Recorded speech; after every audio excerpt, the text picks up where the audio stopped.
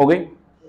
चलो बड़े Coulomb's law start करते हैं। पहले कुछ टॉपिक में से हुए हैं, बाद में कर लेंगे उसको, ठीक है। मेजर टॉपिक शुरू करना है। कूलम लॉ कल डिस्कस कर लिया था कि कूलम्स लॉ किसके ऊपर अप्लाई होता है। पहले कूलम्स लॉ एक्सप्रेशन किस चीज का देता है? फोर्स, ठीक है। फोर्स अगर आ गई तो फोर्स का यूनिट पता होना चाहिए, न्यूटन एंड डाइन। एक न्यूटन में कितने डाइन होते हैं? 10⁵ डाइन होते हैं, ये भी हमें पता होना चाहिए। न्यूटन का dimensional formula m1 L1 T-2, basic knowledge. Coulomb law कहता है कि अगर 2 पॉइंट चार्जेस हैं, रेस्ट पे हैं, कोई भी चीज रेस्ट पे नहीं होती, इसका मीनिंग ये होगा 2 पॉइंट चार्जेस में सेपरेशन हमेशा फिक्स्ड रहे, तभी कूलम लॉ अप्लाई होता है, ठीक है। मैंने एग्जांपल बताई ना कि जैसे NaCl मॉलिक्यूल है, यहाँ पे Na, यहाँ पे क्या है Cl। अगर ये ऐसे है तो according to meet is in rest, both are at rest, दोनों में सेपरेशन चेंज हो रही है। बट अगर मैं ऐसे मूव करूं ऊपर नीचे आगे, मेरे अकॉर्डिंग ये मूव कर रहा है, but with respect to each other इनमें सेपरेशन चेंज हो रही है नहीं, तो they are assumed to be at rest with respect to one another and Coulomb law can be applied, ठीक है। कूलम लॉ अप्लाई हो सकता है। तो कूलम लॉ कहता है कि दो चार्जेस में जो फोर्स होती है, अच्छा ये दोनों चार्जेस आइडेंटिकल हैं कि ऑपोजिट नेचर के हैं? आइडेंटिकल, दोनों positive positive, they will repel each other. अगर ये एक दूसरे को रिपेल कर रहे हैं, रिपल्सिव फोर्स देखो उसकी डायरेक्शन क्या, इस लाइन को ज्वाइन कर रहे हैं, इसके अलोंग ही रिपेल कर रहे हैं कि इसके परपेंडिकुलर रिपेल कर रहे हैं? अलोंग। ये बड़ा इंपॉर्टेंट पॉइंट है, अपनी कॉपी पे लिखना आपने। तो जो कूलम फोर्स होती है, it act along line joining their centre, ये हमें पता होना चाहिए, ठीक है। अगर ये वाला चार्ज इस पे फोर्स लगा रहा है, वो फोर्स कहां जा रही है? एक्स एक्सिस में, और इसने इसके ऊपर फोर्स लगाई कहां लग रही? माइनस एक्स एक्सिस में, ठीक है। एक आई कैप में क्या है? माइनस आई कैप। 2 साल हो गए हैं, कूलम लॉ के ऊपर न्यूमेरिकल आता है इन वेक्टर फॉर्म। ये तो लाइन है ना अलोंग स्ट्रेट लाइन, पेपर में प्लेन में देते हैं, एक्स वाई जेड कोऑर्डिनेट आ जाते हैं, फिर आई कैप जे कैप के कैप करके करना होता है। फॉर्मूला सिंपल है बट आता वेक्टर फॉर्म में न्यूमेरिकल, ठीक है। कूलम लॉ का फॉर्मूला ये हमने किया कल, F इक्वल टू के Q1 Q2 बाय, इसमें के क्या होता है? इलेक्ट्रोस्टैटिक कांस्टेंट या कूलम्स कांस्टेंट। के की वैल्यू 1 कब होती है? सीजीएस यूनिट में। अगर आपका डिस्टेंस सेंटीमीटर में है, चार्जेस के यूनिट होते हैं इलेक्ट्रोस्टैटिक यूनिट। चार्ज का एसआई यूनिट कौन होता है? कूलम होता है सी, और चार्ज का सीजीएस क्या होता है? 1 ESU इलेक्ट्रोस्टैटिक यूनिट। छोटा सा होमवर्क है आपका, लिख लो 1 ESU में कितने कूलम होते हैं? How many coulombs are there in 1 ESU? How many coulombs are there in 1 ESU? एक इलेक्ट्रोस्टैटिक यूनिट में कितने कूलम होते हैं ये आपने बताना है, ठीक है, आपको पता होना चाहिए। कूलम कांस्टेंट की वैल्यू आएगी, अब ये को लिखा हुआ है इलेक्ट्रोस्टैटिक कांस्टेंट के किस पे डिपेंड करता है? ये कल डिस्कस किया था। NaCl मॉलिक्यूल ओपन एयर में फ्री स्पेस में रखा हुआ है, मॉलिक्यूल है उसके ions not moving away, they are bound with strong force, ऐसा ही है ना। अगर ये फोर्स को वीक कर दे तो मॉलिक्यूल क्या हो जाएंगे? तो ऐसा कब होता है? जब वो पानी में जाते हैं, ठीक है। वाटर में क्या चीज होती है? कूलम फोर्स डिक्रीज हो जाती है। तो यहाँ पे लिखा है ना इलेक्ट्रोस्टैटिक कांस्टेंट के depend on the nature of medium. अच्छा सीजीएस में के कितना है? 1। एसआई में के क्या है? 1/4 पाई। ये एप्सिलॉन, कहीं इसको एप्सिलॉन बोल लेंगे, कहीं एप्सिलॉन बोल लेंगे। लिखना कैसे? सी में ऐसे डालना है, सी में लाइन, ग्रीक अल्फाबेट है, ठीक है। और नीचे 0 लिखा हुआ है, 0 नहीं बोलना, क्या बोलना है? एप्सिलॉन नॉट बोलना है इसको। इसकी वैल्यू, पूरी कांस्टेंट की वैल्यू कितनी होती है? ये होती। अच्छा यूनिट आपने नहीं लिखा तो आधा नंबर कटना है, बट यूनिट लर्न नहीं होता, भूल जाते हैं, तो यूनिट बनाना आना चाहिए। कैसे बनाते हैं देखो, F इक्वल टू के Q1 बाय आर स्क्वायर है ना, तो के का यूनिट निकालना तो क्या आएगा? F R square upon Q1 Q2। Force unit क्या हो गया? न्यूटन। आर स्क्वायर क्या हो गया? Metre square. ये हो गया कूलम इनवर्स स्क्वायर के हो गया, ठीक है। तो कोई बड़ी बात नहीं, मेरे को भी नहीं यूनिट आते इसके, मैंने भी नहीं कभी लर्न किए हुए, मैं भी ऑन द स्पॉट बनाता हूँ, ठीक है। गलती ना कर देना, -2 यहां चला गया, +2 चला गया। गलती करने का नुकसान था किस बच्चे को होता है? जो टॉपर होता है, ठीक है। जो फेलियर होता है ना, उसको टीचर ने पास करना होता है, उसकी गलतियां इग्नोर हो जाती हैं कि पास हो जाए। और टॉपर होता है ना 67 68 पे पहुंच गया हुआ 70 में, उसकी ये गलती भी इग्नोर नहीं होती, ठीक है। समझ लगी? गलती माफ की होती है, फेलियर होती है, टॉपर की कभी गलती माफ नहीं होती। तो ऐसे ध्यान रखना, अगर फुल मार्क्स लेने हैं, छोटी छोटी गलतियां नहीं करनी। टॉपर को प्रॉब्लम आती है कि उसके नंबर फुल नहीं आते, 67 68 तक रह जाते हैं नंबर, ठीक है। इस बार पेपर आए हमारे सेंटर पे, 1200 पेपर आए थे, उसमें एक भी बच्चे के फुल 70 नहीं आए फिजिक्स में, 68 तक हाईएस्ट गए, ठीक है। हाँ ये हो ही नहीं पाए, कर ही नहीं सकते ना, क्योंकि हम 70 दे देंगे, छोटी छोटी गलतियां, पेन चेंज कर नहीं सकते, हम राइट कर नहीं सकते, कुछ भी नहीं हो सकता, ठीक है कि नहीं। ग्रेस मिलनी नहीं बच्चे को, ग्रेस तो फेलियर को मिलती है, टॉपर को कभी ग्रेस नहीं मिलती। तो गलतियां एक एक नंबर की, आधे नंबर की इन्हीं चीजों से होती है जल्दी बच्चों की, यूनिट्स में से नंबर निकलते हैं, हम इस चीज को इग्नोर कर देते हैं और फाइनल में माइनस प्लस की कंफ्यूजन हो जाती है। तो लर्निंग ना करो, ऑन द स्पॉट बनाओ। फॉर्मूला क्लियर है ना पहले, ठीक है। 70 में से 60 मार्क का पेपर एप्लीकेशन बेस्ड आया फिजिक्स का, सिर्फ 10 नंबर का पेपर डेरिवेशन आई थी +2 में, ठीक है। 10 नंबर डेरिवेशन जो आप लर्न करते हो, तो डेरिवेशन को आप इग्नोर भी कर दोगे तब भी 60-65 मार्क का पेपर आपके हाथ में होता है। तो क्वेश्चन प्रैक्टिस पे ज्यादा फोकस करना है, लर्निंग पे कम करना है, कि आप लर्न करोगे फिजिक्स में क्रैम करोगे पास हो जाओगे, ऐसा नहीं होता, ठीक है। फॉर्मूले सारे लर्न होने चाहिए आपको, ठीक है। डेरिवेशंस को सेकंड पे रखना, ठीक है, ज्यादा प्रैक्टिस पे फोकस करना है, क्वेश्चंस पे, ठीक है। अच्छा, बुक अगर किसी ने रेफरेंस ली हुई है तो बहुत अच्छा है, अगर नहीं ली हुई ना, मैं 1-2 दिन तक ग्रुप में डालूंगा कौन सी बुक लेनी है, वही बाय करना कि जिसमें हमें केस स्टडी से मिल जाए, हमें एमसीक्यूज में ज्यादा मिले, ठीक है। अच्छा, ये हो गया। अब ये क्या है, देखो एप्सिलॉन का नाम क्या होता है, electrical permittivity of free space. अच्छा, के जो है परमिटिविटी के डायरेक्टली प्रोपोर्शनल है कि इनवर्सली? अगर परमिटिविटी बढ़ी जाएगी कूलम कांस्टेंट क्या हो जाएगा, अगर कूलम कांस्टेंट कम होगा तो फोर्स भी क्या करनी है। तो आपने याद रखना है कि electric force is independent of the permittivity of the medium. लिख लो अपनी कॉपी में, नोट लिख लो, electric force is inversely proportional, sorry not independent, electric force inversely proportional to the permittivity of free space, या ऑफ मीडियम लिख दो, to the permittivity of the medium, ठीक है। अच्छा, इसकी वैल्यू तो 9 × 10⁻9 है पूरी, और परमिटिविटी फ्री स्पेस की कितनी होती है 8.85 10⁻−12। और यूनिट्स क्या आने हैं, जो के यूनिट्स है उसका रेसिप्रोकल कर देंगे, newton inverse, metre inverse square, coulomb square, ये किसके यूनिट्स हो जाएंगे, एप्सिलॉन नॉट के, या परमिटिविटी से, ठीक है, ठीक है। बेटे क्लियर हो गई चीज पहले। एमसीक्यू क्वेश्चन, 4 ऑप्शन आने हैं, what is the value of electrostatic constant, 4 option दूंगी, चारों में 9 × 10⁻9 लिखा होगा, पर चारों के यूनिट्स अलग अलग होंगे, ठीक है। तो अगर ऑन द स्पॉट यूनिट याद नहीं है बनाओ, ऐसे ही इसके भी एमसीक्यू आ सकता है, लिख लो MCQ on value of K and epsilon naught and units, MCQ on value of K and epsilon naught and their units, उनके यूनिट्स के ऊपर एमसीक्यू बन सकता है, उनकी वैल्यू के ऊपर आ सकता है, ठीक है।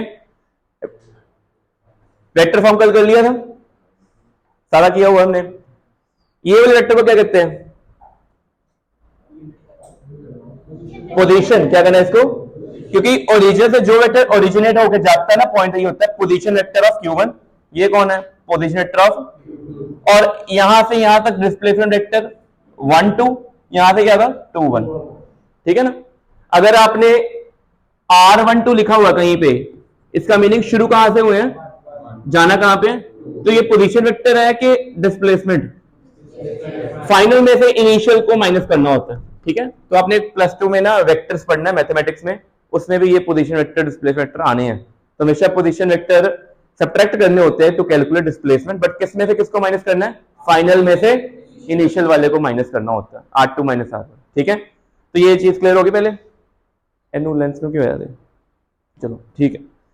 वैल्यूज ये ठीक लिखा हुआ है, F12 F21 नहीं ठीक लिखा हुआ है क्योंकि मैग्नीट्यूड है, क्या ये मैग्नीट्यूड, गलती पेपर में होता है क्या होती है, हम क्या करते हैं, हम ऐसे लिखाते हैं, हम लिखेंगे F12 = -F21, ये गलत है, पता है क्यों, क्योंकि ऊपर वेक्टर डालो, ठीक है। तो ध्यान रखना है, F12 क्या है, it is a force acting on the which charge, first charge due to, और F21 क्या है, again due to first, both forces are equal and opposite. Paper में क्वेश्चन आया एमसीक्यू इस बार, कहते दो चार्जेस पड़े हुए हैं, पहले चार्ज ने दूसरे पे लगाई F12 4, दूसरे ने लगाई F21 4, उनकी रेशियो क्या है फोर्सेस की, बताओ 1:1 कितनी है, 1:2, सिंपल सा क्वेश्चन था एमसीक्यू, बट जिसको ये चीज पता थी वही करके आया, बाकियों ने किसी ने 2:1 कर दी, किसी ने 1:2 कर दी, किसी ने नॉट डिफाइंड कर दी, ठीक है। अच्छा, ये चीज क्लियर हो गई डिस्प्लेसमेंट वेक्टर, ठीक है। कूलम्स लॉ का फॉर्मूला लगाते हैं। अच्छा, आपको ये भी पता है फिर आर कैप कैसे निकालते हैं, वेक्टर अपॉन मैग्नीट्यूड, ये किया हुआ है फॉर्मूला। देखो कौन सी फोर्स है, फर्स्ट चार्ज पे कौन लगा रहा है, सेकंड, 1/4πε0 q1 q2 r21। अब यहाँ पे r21 क्यों लिखा, फोर्स किस पे लग रही है, फोर्स स्टडी हो रही है फर्स्ट चार्ज पे, पर लगा कौन रहा है, सेकंड, यहां पे जो फोर्स की डायरेक्शन है किधर है, तो ये डायरेक्शन 2 to 1 है कि 1 to 2 है, तो आपने इसलिए याद रखना है कि यहां पे गलती ना कर देना, यहां पे गलती होती है मेजर। अगर F12 है तो यहां पे क्या आना है R21। ऐसा ये स्क्वायर है, ये सारी क्वांटिटी मैग्नीट्यूड है, ये कौन है, ये डायरेक्शन यूनिट वेक्टर, और यूनिट वेक्टर को ये लिख सकते हैं R21 वेक्टर और R21 मैग्नीट्यूड। सिंप्लीफाई करेंगे तो आ जाएगा आंसर। ठीक है, यहां पे एक नोट लिखा उसको पढ़ लेते हैं। कहते हैं Q1 Q2 सेम साइन के हैं। सेम साइन का मतलब क्या वो बता सकते हो, दोनों प्रोडक्ट क्या होगा, ग्रेटर देन 0, तो देन F12 along R21। देखो समझ लग रही है, ठीक है। मैं इसको बोर्ड पे बताता हूं, मेरा आंसर बताना। ये ना लिखो, लिखो इंपॉर्टेंट नोट, ये Q1 है, ये Q2 है, ये भी पॉजिटिव है, ये भी पॉजिटिव है, इसके ऊपर फोर्स लग रही है ना, ये कौन सी है F12, किसके अलॉन्ग लग रही है R21। फोर्स क्या है F12 किसके अलॉन्ग लग रही है 2 to 1। बट अगर मान लो ये क्या होता नेगेटिव और ये क्या होता पॉजिटिव, अब आपको पेपर में हो सकता है वो कहते हैं वेक्टर फॉर्म में एक्सप्रेस करनी है, but two charges are minus Q1 and Q2 minus, ठीक है। लिखो वेक्टर फॉर्म, लिखो vector form of Coulomb's law. अब क्वेश्चन डिफिकल्ट करते हैं, ये तो इजी है। देखो vector form of Coulomb's law for two charges minus Q1 and Q2, for two charges minus Q1 and Q2, दो चार्जेस है minus Q1 and minus Q2 है, उनके लिए वेक्टर फॉर्म लिखनी है। तो डायग्राम ऐसे ड्रॉ करोगे, यहां पे क्या आएगा माइनस Q1, यहां पे क्या आएगा Q2। पहले यहां तक कोई डाउट किसी को, इसका अपोजिट वेक्टर R1, इसका क्या होगा R2। इसके ऊपर फोर्स देखनी, बताओ इसको ऊपर फोर्स है रिपल्सिव होगी क्या अट्रैक्टिव होगी, ये डिस्प्लेसमेंट इस तरफ लगेगी ना फोर्स, ये फोर्स क्या है F12, इस फोर्स की डायरेक्शन भी क्या है R12 के इक्वल, यही है ना। तो F12 इस केस में क्या आएगा 1/4πε0।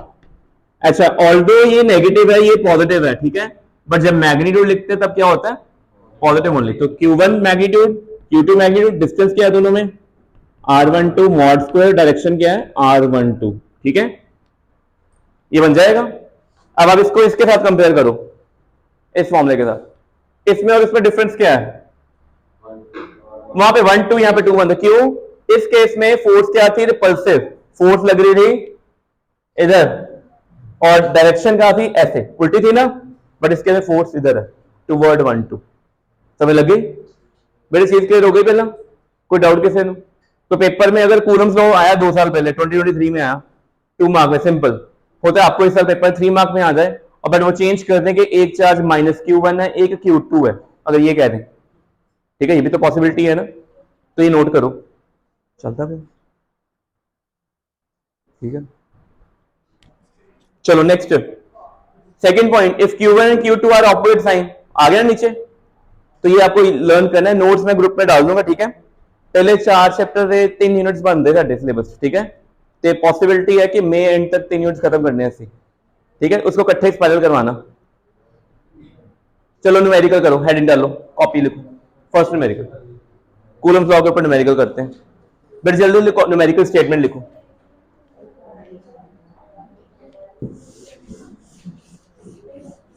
स्टेटमेंट लिखो, हाँ बिल्कुल लिखना है, स्टेटमेंट लिखनी है। 2 पॉइंट चार्जेस है,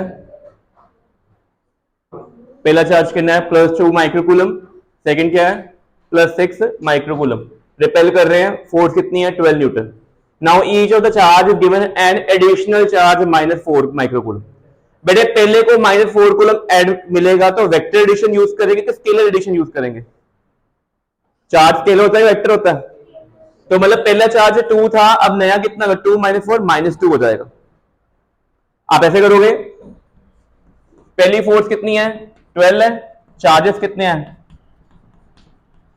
पहला चार्ज कितना है बोलो 2 माइक्रोकूलम, दूसरा कितना है और डिस्टेंस कितना है, डिस्टेंस नहीं पता r²। सेकंड केस में न्यू फोर्स पता नहीं है, बताओ पहला चार्ज कितना हो जाएगा, तो 2 - 4 और दूसरा 6 माइनस 4। अच्छा, जो भी काम करना है डायरेक्शन लिख रहे हैं यहां पे, मैं लिखा वेक्टर, तो मैग्नीट्यूड में डील करना है। किसमें डील करना है? मैं तो आप यहां पे मॉड लगा देना। क्या लगा देना? बताना है कि हमने मॉड लगाया गया। तो F2 कितना आ जाएगा? F2 बन जाएगा minus 4πε0 2 into 2 by R square. तो this is your first equation, this is your second equation. Divide करो, क्या आएगा आंसर? आर स्क्वायर नहीं गिवन था ना, आर स्क्वायर कैंसिल आउट हो जाएगा। क्या स्टेटमेंट चेंज किया? डिस्टेंस, सेपरेशन नहीं चेंज की, सेम है। ठीक है, तो बताओ F2 को F1 से डिवाइड करेंगे तो क्या आएगा? ये 4 हो गया ना प्रोडक्ट, और वो 12 है। 4/12 कितना? 1/3 इंप्लाइज F2 कितना आना है? F1/3 12/3 4 Newton. ठीक है। अच्छा, अगर आंसर आ गया ये, अगर आप यहां पे मॉड नहीं लगाते तो आपका आंसर में नेगेटिव नेगेटिव चलते है ना, तो F2 शो करेगा -4 न्यूटन। नेगेटिव साइन ये शो करता है कि पहले रिपल्शन हो रही थी, अब क्या हो रही है? अट्रैक्शन। बस एंड में ये एक लाइन लिखनी पड़ेगी अगर आप मॉड नहीं लगाते। लास्ट में आपको ये मेंशन करना है नेगेटिव साइन शोज अट्रैक्शन। इतने से क्वेश्चन पे केस स्टडी भी बन जाती होती है। केस स्टडी में क्या कह देंगे कि